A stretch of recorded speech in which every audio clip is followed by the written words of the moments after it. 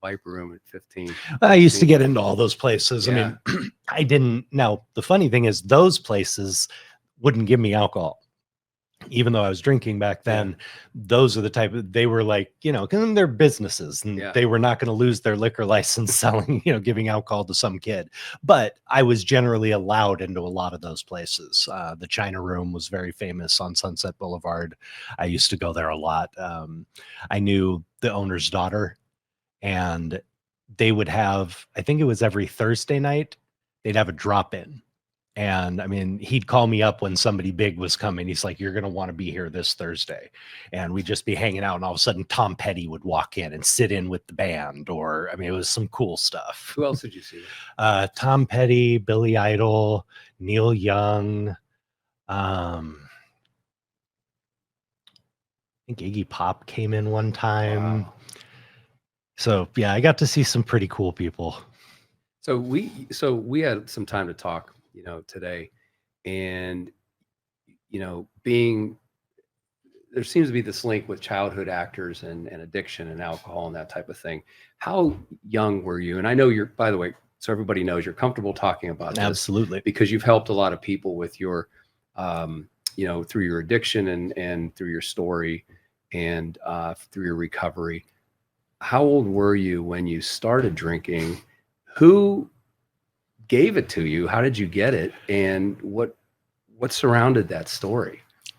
I came from a family that was very typical. I mean, very, well, kind of typical 70s family. My grandparents were very functional alcoholics. Alcohol was a constant in our home, and they threw pretty big gatherings and parties for their friends most weekends. And the story goes, my grandmother says it was around 4.5 years old. My mom says it was around 6. Either way, it's way too dang young. But I would run around after their parties and I'd finish off all the beers. And even at that age, I liked it. So that it started very young for me. I mean, it's not like it continued regularly or anything at a young age, right. But even at that young of an age, I apparently didn't have a shutoff switch, because the way grandma tells it, I would just keep going and finishing all the ones I could find until I'd get a little whoo, and then I'd pass out in grandpa's easy chair. So I had a predilection for it early on. It wasn't until I was probably about 12 that I had another real drinking episode. Again, I was around some people from the industry. We were out for the weekend at the beach volleyball open, and I got to spend the whole weekend down at the beach, and it was one big party, and nobody thought twice about a 12-year-old walking to the cooler and getting beer after beer after beer all day long. So when we counted it up the next day, I probably drank a 30-pack the first day we were down there at 12. I mean, that's not normal. No. And like any kid who doesn't have experience with alcohol, midway through, I was so drunk I got sick. I mean, I had to run to the bathroom and get sick. And unlike most kids at that age who'd be like, oh God, I don't feel good. Okay. I went right back to the cooler. That's what I did. 12 years old. I went right back to the cooler and started going again. So I've always believed there is that genetic component, given I was mentally running from a lot of things. That was what I utilized alcohol for. And when things got really bad, when I got older, was when a lot of the traumas I had dealt with when I was younger, a lot of abuse and stuff like that, started rearing its head around 18 years old. And that was when things kind of really started picking up, ramping up with drinking more often. The other part of that is I've dealt with an anxiety disorder for a very long time, and the social lubricant aspect of alcohol became very important to me after 18 as well. When that anxiety really started kicking in, I found that keeping a flask in my pocket where I could take a knock here and there, my go-to was bourbon, Wild Turkey usually. Like any good alcoholic, I wanted the strongest, and they were 101 proof as opposed to 80. But I would carry a flask at 18, 19 years old. And I mean, I wasn't pounding, but I needed it. I literally would keep it with me. So if that anxiety set in, I could dip off to the bathroom or somewhere and have a couple knocks and try and settle my nerves. So that combined with running from the trauma really kind of set me on that path. Right. So where were you? So obviously Ben Seaver and Growing Pains, for anyone that's not, has never seen the show, which is probably everyone's seen the show. What age were you on Growing Pains? So we started Growing Pains when I was 8. We finished when I was 15. So this was after that even. It was after that when it really ramped up. Now, during the show, like I said, every chance I had to get a hold of alcohol and have a little fun, I did. Right. But it wasn't as easy to get a hold of as a kid. But come 18 years old, it became a lot easier. And that's when I really was dealing with a lot of stuff that I couldn't face. So the bottle became a very easy coping mechanism. Yeah. Did fame have a lot to do with that, or not really? Were you just for me? It was more running from the traumas, from the abuse from my stepfather and things like that when I was a kid. Right. Now, I do believe that being a child star had something to do with it, in that we're not taught those coping skills. We don't get a lot of that because everybody is dealing with things for us. As a child star, everything's handled for you. When there's a problem, an issue, someone else deals with it. You're not having to deal with it. You're not having to deal with the consequences. You're not having to deal with the aftermath. So you're not prepared for those things as a child star. And when you get out into real life and it kicks you in the crotch, you don't know how to deal. I mean, you really don't. And I believe that's true of most child actors, because we are so sheltered when we are young. We're not equipped. So I really believe that is a factor in why a lot of child stars have those problems. That, as well as access. We do tend to have more access to alcohol and drugs because it tends to be a little more rampant in the entertainment industry. And then we talked, Julie McCullough, who's a close friend of yours, and I've become very good friends with her. She was here, and we did the sweetest woman in the world. Again, she was also on Growing Pains with you, yes, sir, among some other things. And also we talked about Scotty Schwartz, who was here, and one of my dearest old friends. Yeah, and you said he's like a big brother to you. So he really is. When did he start kind of? Well, Scotty and I had known each other for a while, but soon after Corey Haim passed away, Corey was very much Scotty's little brother. They had known each other since Corey and his family had come to Hollywood. They were very close with Scotty, and Scotty had always been incredibly protective of him. And losing Corey Haim was very hard for Scotty. And he kind of adopted me as his new little brother to keep an eye on. And him and I have been very close ever since. Yeah. Scotty, I spent a little time with him. He's very smart, but he watches everything. He does. I could see him stepping in that role with you. What about, what are your plans right now? So you've been through a lot, and things that we're not going to get into, but you've been through a lot, but you're doing really good. Well, that's the thing. I've come out the other side. Right, I mean, exactly. I really have. And it's not easy. It really isn't. But recovery, and I say this to anybody who's struggling with anything. I don't just mean addiction. If you're struggling with depression, if you're struggling with anxiety, if you're struggling with anything, reach out and get help. Talk to somebody. Talk to a pastor. Talk to a therapist. Talk to a doctor. Talk to someone and reach out for help. Don't try and do this alone. None of us were meant to do this alone. Life is a team sport. You know what I'm saying? So that was really what made the difference for me, was when I finally reached out for help. And my mom was the one who found the program that helped to get me sober. And I tried, and this is for anybody who's tried and failed. I tried everything. I mean, I went to AA, I did inpatient rehab, I did outpatient rehab, I did hydrotherapy, I did meditation, I did pretty much everything that you could possibly try to get sober. I tried. And I couldn't make it work. I'm not saying those things don't work. I couldn't make them work, but I didn't stop trying. And what was finally, the switch, do you think? Well, finally, I had a pretty big blow up. Joni and I had gone back to Texas for her brother's wedding. And it was for the listeners and the viewers, Joni is my fiance, the love of my life. Over 21 years. She's amazing. And I know I was telling her earlier when you were doing an interview that I was talking with her that I could tell she's like, your anchor. She's my glue. Yeah. She really holds and everything down for me. We went down to WFMJ and you did a quick interview down there with Matt Stone. And even when you were waiting, you guys would still do gestures and smiles just so we always keep that connection. Yeah, you're kind of tethered like that. 20 it doesn't matter how far we are apart. It's just the glances, the little support and reassurance. That's what she's always been there for me for. Yeah. So we went back for a brother's wedding and nothing was done. Preparations that were 3 weeks before the wedding, and basically Joni had to help do everything, and it was just very stressful. Yeah. And I had a couple real bad episodes where I really tied it on. And the last one was so bad that I basically decided I'm going home.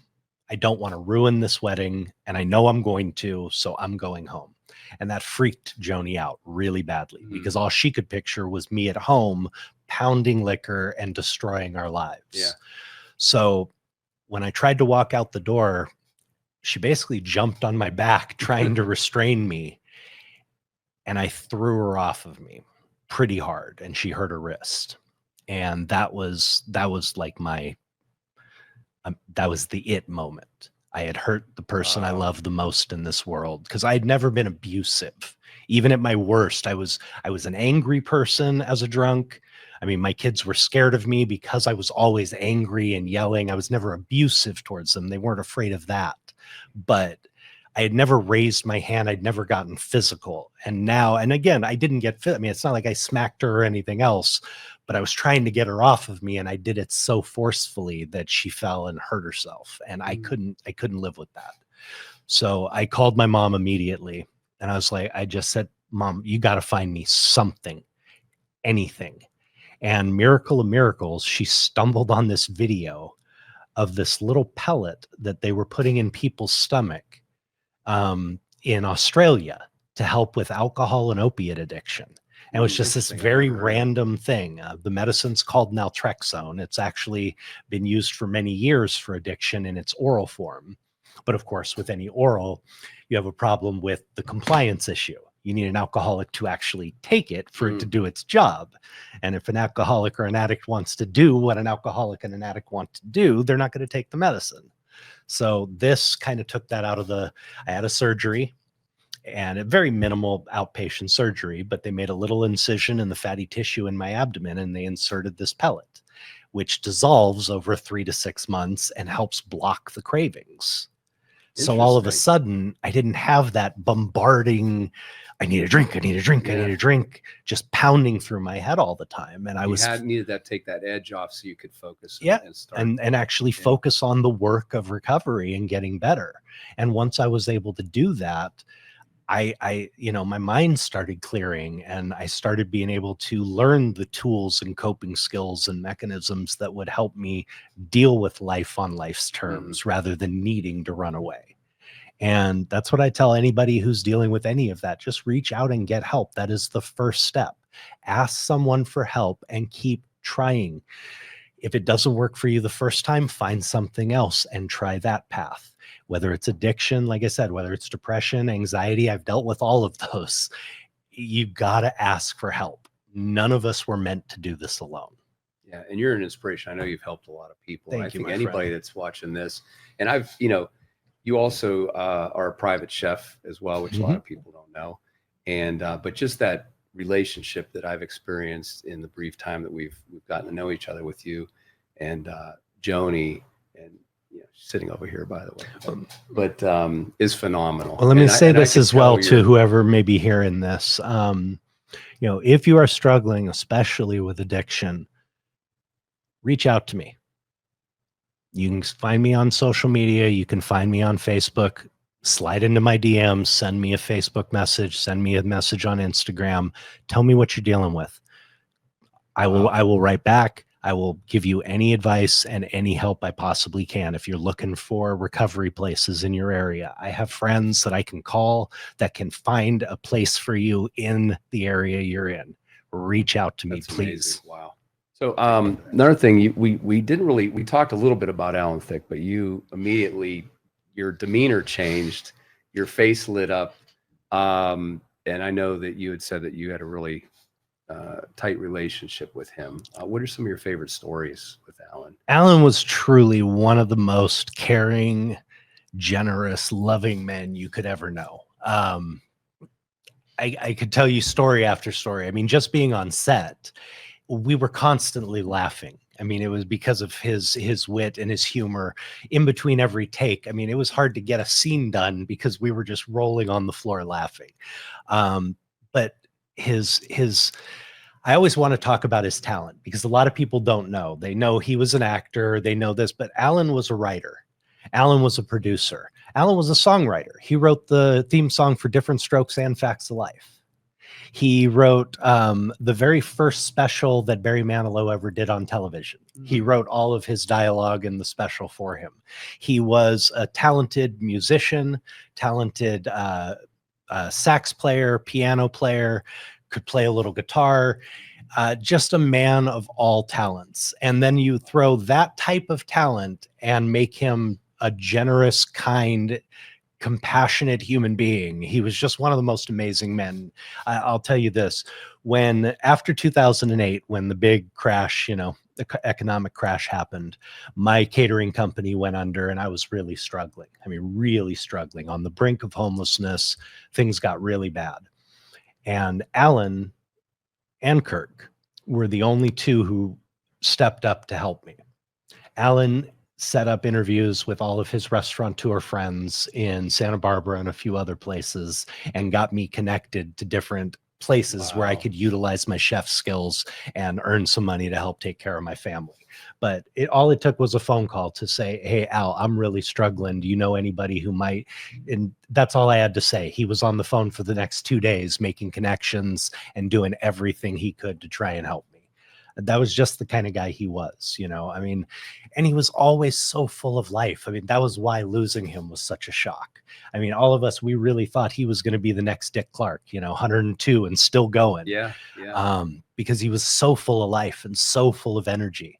I mean, heck, he's still, no cartilage in his knees, a fused vertebrae in his back, and he's still out there playing hockey with his son, and he's still doing his thing.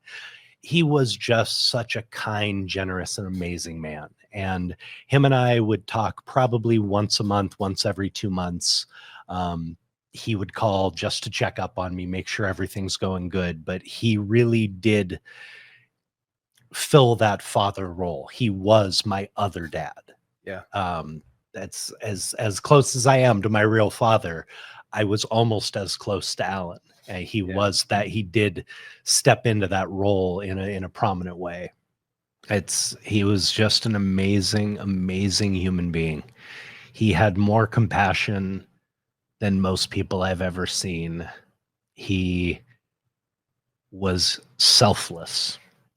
And I told you this, in 40 years, I mean, I'm 49 years old now. We started when I was 8. So in 41 years since the show was on, I've literally, in thousands, even hundreds of thousands of fans that I've met, I've literally had one person have anything negative to say about Alan.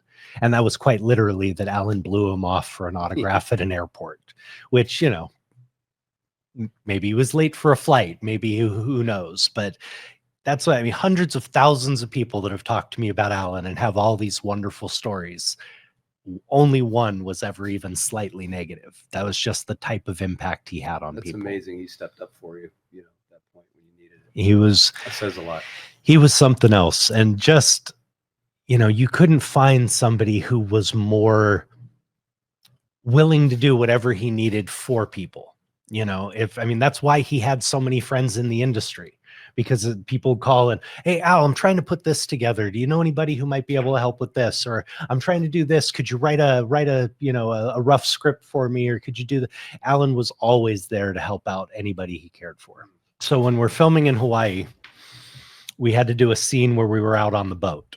So they take us on a boat out to this little platform that they have anchored out in the sea off the coast.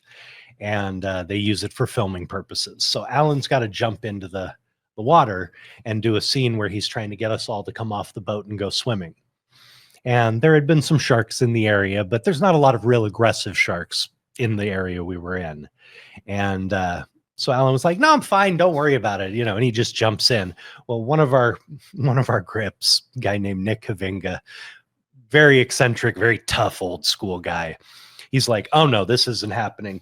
He straps 2 Rambo-sized Bowie knives to either side of his hips, and he is on the edge of the platform, not more than 6 feet from Alan at any time, literally searching the water, waiting to see if anything gets near him, because he was going to jump in and attack the shark for Alan. That's the kind of loyalty people, he inspired It in sounds people. like it. I always heard good stories about him. He was amazing. Like I said, it's I used to go over to his house all the time and just hang out with his son Robin and his other son Brennan. And when I needed to get away from my step idiot and I needed a break, Alan was one of the ones who would always say, Jeremy, come on over, come spend the weekend, come hang out. And me and Robin were really close. Robin Thicke, his son, and Robin was composing songs back then. We'd be hanging out in his room and he's on his keyboard writing music at 12 years old. And it was my other home. It was a safe space for me. Well, I'll tell you, my grandmother and Alan were probably 2 of the most influential people in my life because of the way they were there for other people. So anything you see me doing and trying to be there for others with my recovery or otherwise, any selflessness that I have is a direct result of seeing them be those people and show that example. Tomorrow you're going to be at Rogers Auction and Flea Market. Yes. And 8 to 2. You're going to be there actually with Gina Lee Nolan from Baywatch. Yep, who I've never got to meet. I'm very excited to get get to meet her. She knows lots of people that I know. We have lots of mutual friends in common, but her and I have never gotten to meet. So very excited about that. Please come on down if you guys can. I would love to meet you. Love to say hi.